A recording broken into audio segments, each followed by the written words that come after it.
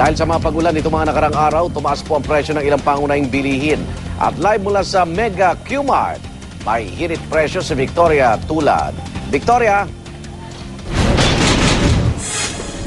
Igan, mas mahigpit na pagbabudget ang kailangan gawin ngayon ng ating mga kababayan dahil matapos ng ilang araw na pag-uulan, muli ngang tumaas ang presyo ng ilang bilihin.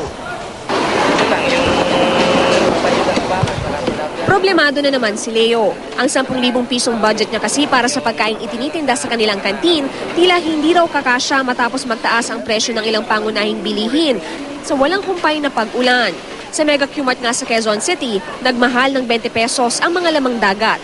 Ang bangus, nagkakahalaga ng 120 pesos habang ang bisugo ay 160 pesos kada kilo.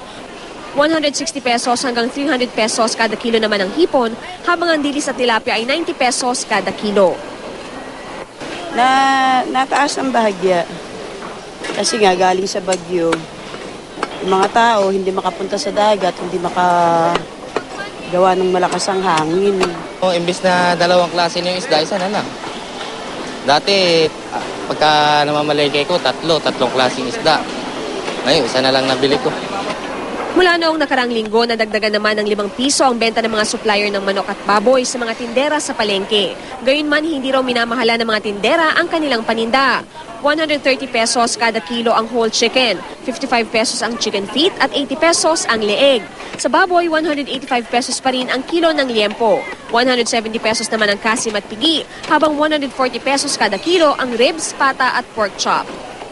Mahirap kasi lumaki ngayon ng baboy. Dahil una, tag-ulan, nakakasakit ng iba. Kaya hindi lumalaki.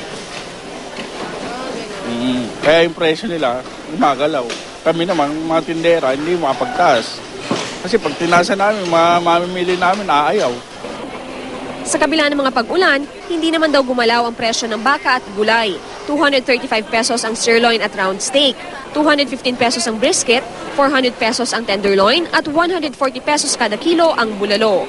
Ayon sa mga tindera, maaaring magbago pa ang presyo ng kanilang mga paninda sa mga susunod na araw, lalo na tag-ulan na. Bagaman nahihirapan, wala naman daw magagawa ang ilang mamimili kundi maging malikhain. Halimbawa, mas mahal ang isda, so kung akala na sa karne nga medyo mas mababa din. Ganun lang yun, kailangan marunong ka rin mag-idea ba? Igan, sa pagtaas nga ng presyo ng ilang bilihin, panalangin ng mga tindera sana'y huwag naman silang masyadong malugi. At yan muna ang latest mula rito sa Mega Q-Mart. Balik sa inyo, Igan. Maraming salamat, Victoria Tulad.